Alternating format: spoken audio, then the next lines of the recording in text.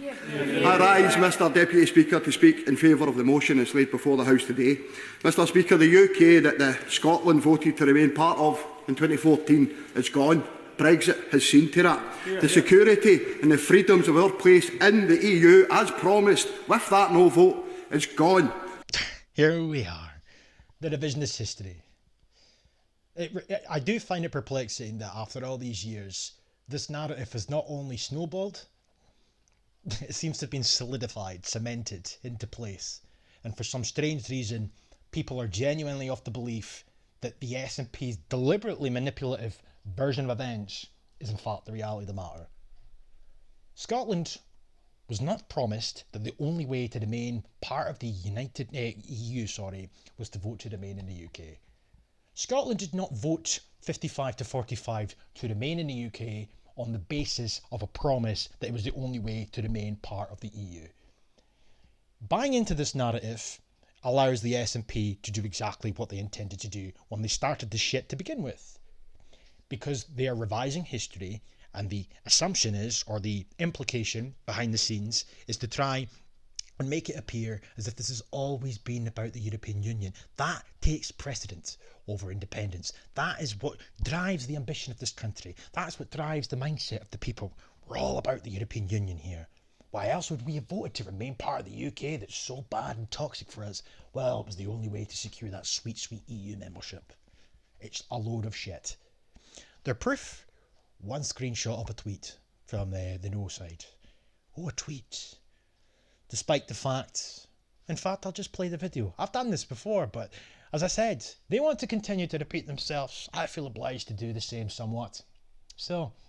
And what about the rest of the UK? What about the possibility of an in-out referendum in the UK? Could that not completely muddy the waters if your negotiations actually don't keep to the timetable that you set out? Well, I believe our timetable is realistic, and as I've already said, others have expressed that view as well.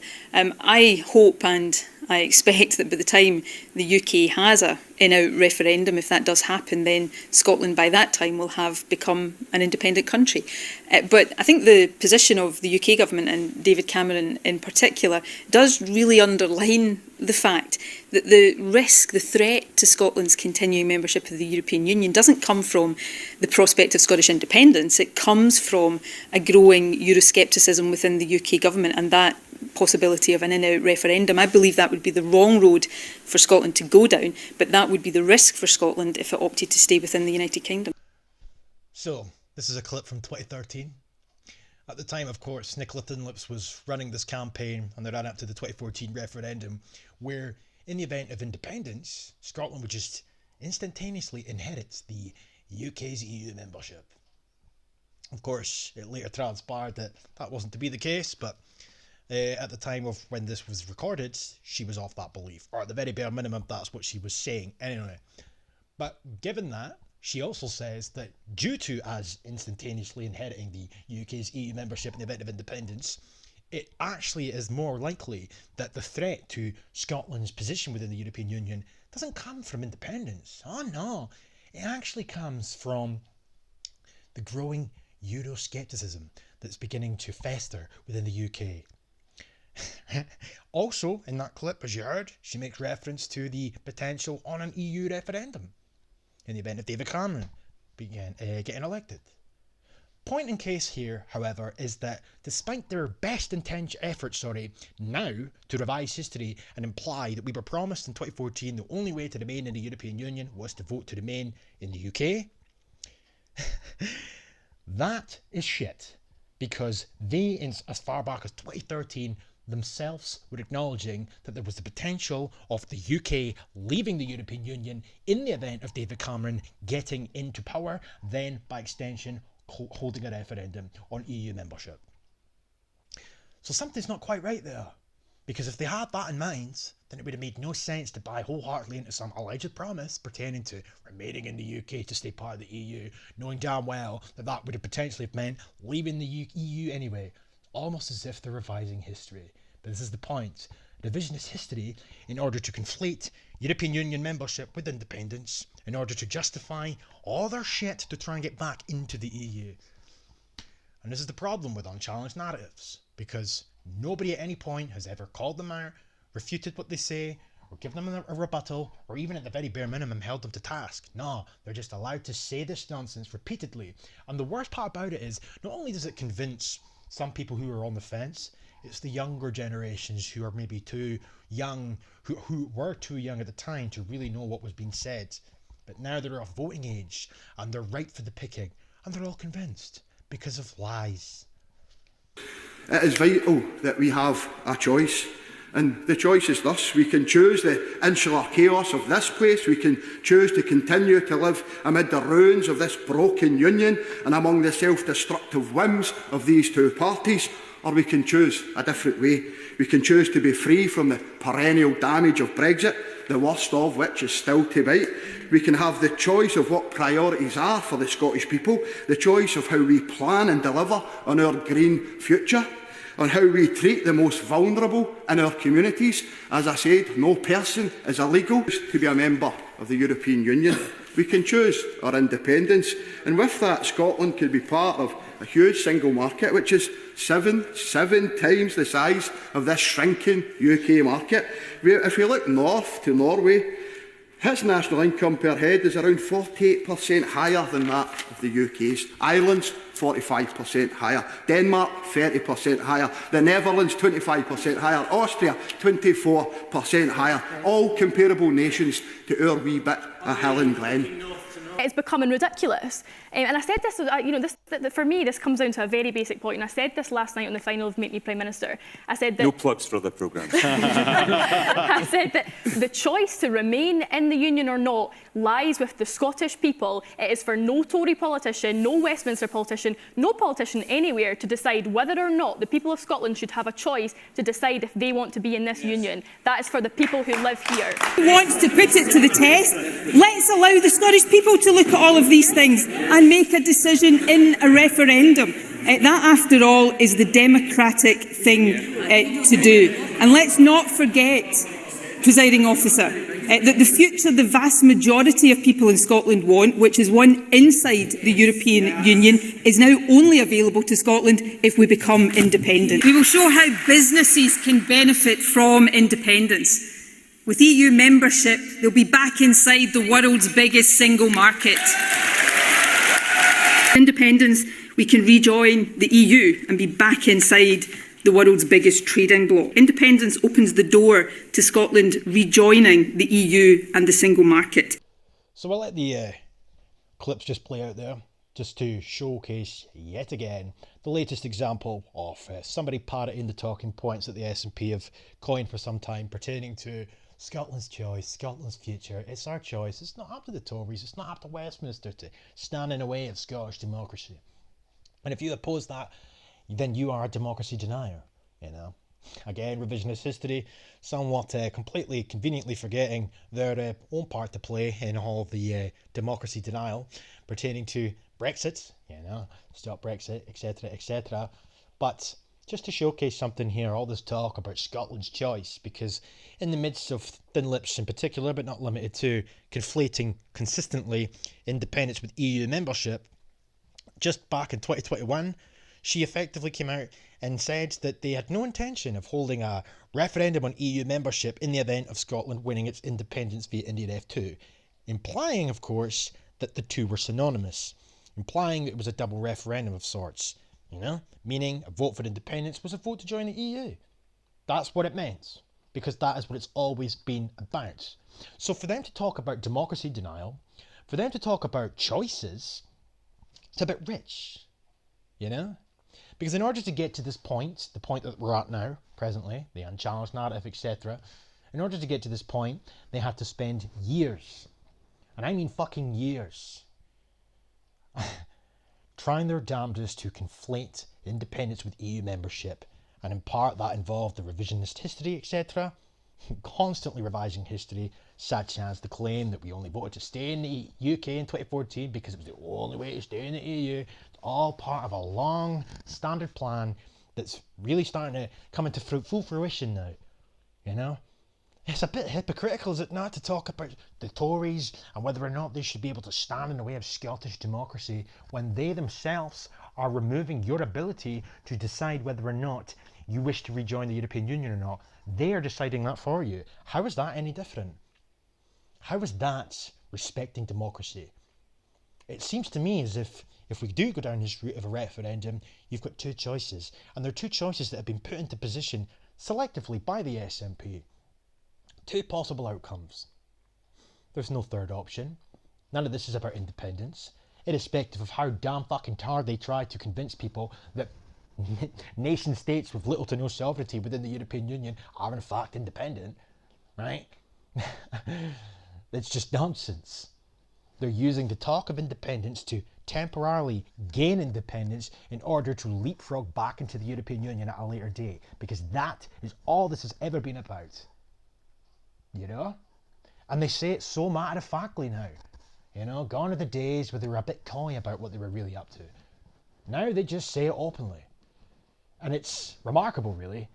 For example, here, we have, this was their latest paper, publication that came out, A Stronger Economy with Independence, right? Here we have Dunlop's. Boosting trade and reopening our borders with Europe. Key points. We propose that an independent Scotland should apply to rejoin the European Union, opening our borders with Europe and with Northern Ireland. The economic opportunities of rejoining the EU as a member state in our own right for the first time are potentially enormous. The EU is the largest single market, blah, blah, blah, right? Point being, though, that they are deciding that for you because they are using independence as a means to rejoin the European Union. Now, if that's what you want, fine. Make the case for it. Stop calling it independence. Stop LARPing as an indie ref movement. Stop fucking pretending that this is something it's not. Because as far as I'm concerned, it's pretty damn clear what's going on here. But the sad reality of the matter is, so many people are falling for this bullshit.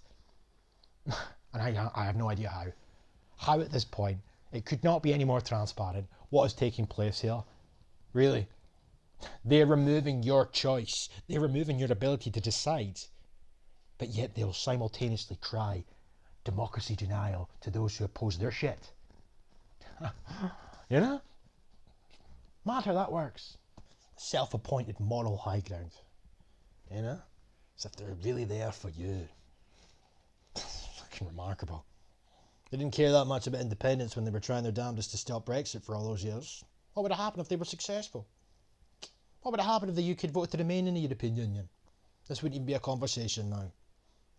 And for some that's fine. But for others, they seem to be misled and believe that this is about independence. And that's the problem.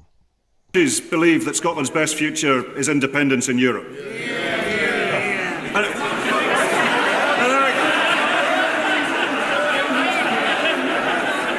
Keep it coming.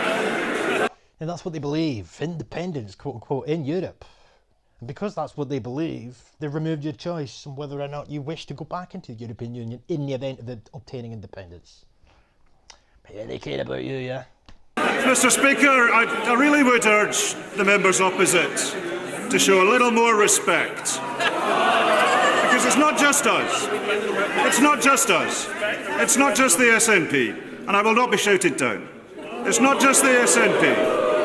On the last opinion poll, 72% of the people of Scotland want back into the European Union. So if the Prime Minister is to maintain any credibility in the eyes of the people of Scotland, how long does he think he can deny Scotland's democracy? Denying democracy, you know. Opinion polls. It's funny how when an opinion poll doesn't go in their favour, they just brush it off. But when one goes in their favour, all of a sudden it's something that needs to be shouted about. Second of all, who really participates in said opinion polls? Remains to be seen, because if it's courtesy of this Twitter account here, their Yes proxy account, that stands to reason it's going to be biased in favour in nature anyway. Thirdly, irrespective of how many people in an opinion poll may very well allegedly want to rejoin the European Union, the fact of the matter is they're removing your ability to decide for yourself whether or not you wish to rejoin the European Union or not. But hey, who am I to stand in the way of democracy? I ain't the democracy denier here, nor the SNP. They care about you. Hang on a second, Michael. I'll come back to you. Gentleman with the spectacles there. Yes, on you go. Yeah, the reason now is not the time is because politicians of all stripes are facing issues that are so complex that they're having great difficulty dealing with them. So for anybody to think that adding to the complexity by having a referendum coming to a conclusion, if that conclusion was to separate from the UK, then to sort out all the issues that would need to be sorted out. That additional complexity would just make it extremely difficult to achieve anything. That's why now is not the time. Right, let me go back to Mark, who asked the question there. What would you say to that gentleman in the audience? He's just laid out a whole list of reasons why this isn't the right time. It's the whole thing about Scottish independence is the SNP were elected on a mandate for holding a Scottish independence referendum. We were put through the mill with Brexit. Brexit's been an absolute cluster. And 66% of the population of Scotland did not vote for Brexit. We've been dragged out against our will. We should be able to make our own choices. Oh, well, first and foremost, it wasn't 66%, it was 62%. And this leads me to my final point. Another example of the manipulation that's been taking place for some time, which has given birth to Mongos like this, who presumably, and maybe I'm wrong, correct me if I'm wrong if you ever watched this video, but it leads people to start parroting the SNP's talking points verbatim. Unbeknownst to them, they're being used, mugged off completely, as the course of the last several years have showcased that the SNP have been able to run rampant with their revisionist history, etc. You know, well, we're being dragged out against our will. It's 66% according to him. But this just goes to show how low and how far back the SNP have stooped, and for how long so. Point in case. The narrative that the SNP ran with is that Scotland voted overwhelmingly to remain in the European Union in the 2016 referendum. Therefore, that then, by extension, justifies the never-ending push to rejoin the European Union now because we're being dragged out against our will, etc, etc, etc.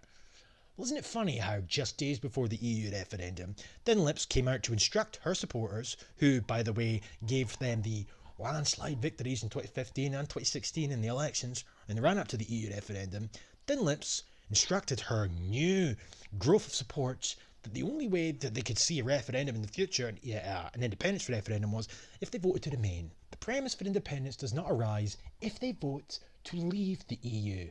All that really did was artificially inflate the overall percentage point. But to people who might not necessarily be of age where they would have paid any attention to this, or for people that have just bought into the revisionist history, for people that used to be apolitical, whatever the case may be, when they hear the shit that I just played a second ago, and they don't hear any pushback, they don't hear that narrative being challenged or contradicted in any fashion, then they automatically will begin to assume that there's some truth to it. And when you go down that route, you can kind of see where they're coming from, but it's based on lies. Because a third of the SNP's members voted to leave the European Union, so we can rule them out. But how many voted to remain on the basis of what this boot says in this clip here? I wonder. Independent supporters frequently ask me two questions about the EU referendum. The first is, how can you support independence and back Scotland's membership of the EU? Well, the answer to that is simple. I believe that independent countries must cooperate to tackle common challenges. Every member of the EU is an independent country working with others for the greater good. The second question is whether a Brexit vote will mean a second independence referendum.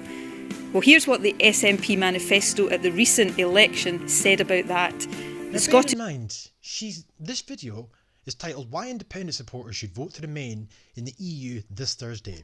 This was specifically addressed to the people who gave them their landslide victories in the respective 2015 and 2016 elections. They knew what they were doing with this video. They knew what they were doing by targeting that specific demographic of people who make up the bulk of their voter base. The only way, and she's going to say it here, the only way to get that referendum that you so desperately want is to do exactly what I fucking tell you. The Scottish Parliament should have the right to hold another referendum if there is a significant and material change in the circumstances that prevailed in 2014, such as Scotland being taken out of the European Union against our will. Now, I'm clear that if Scotland does indeed face that prospect of being taken out of Europe against our will, then that option is on the table. But to be clear, that situation only arises if Scotland votes remain next week. If Scotland votes to leave, then that premise for independence doesn't arise. So Now, it's very interesting, is it not? How so many people just conveniently forget that this occurred. Now, who knows how many people voted accordingly because of this? But one thing is abundantly clear. Some would have. Some may try to make the argument that this was tactical voting so they could obtain a mandate. But what did they do when they had that mandate? Well, they put it to the side so they could continuously, relentlessly, incessantly chase after the notion of trying to either make Brexit a self-Brexit, aka remaining in the EU and leaving in name only, or, better yet, let's just scrap the whole thing entirely, disrespect the vote because we're not democracy deniers. No, of course not. It's funny how it works. It's funny how this revisionist history has been allowed to fester to such a point where they have manipulated people for the longest fucking time. And now we're at a point where people seem to be convinced that EU membership and independence are one and the same, and they seem to all have forgotten how we got to this point in the first place. And through all the chaos, quote, quote, and whatnot that's occurred over the years, whether it's the CUF, whether it's this artificially inflated crisis after crisis, etc., manufactured, sustainable developments, there seems to have been a mass exodus of memory, a memory lapse, if you will. People just have conveniently forgotten how we got to this point. You know? Just saying. The premise for independence doesn't arise. So you need to vote to remain. Yeah.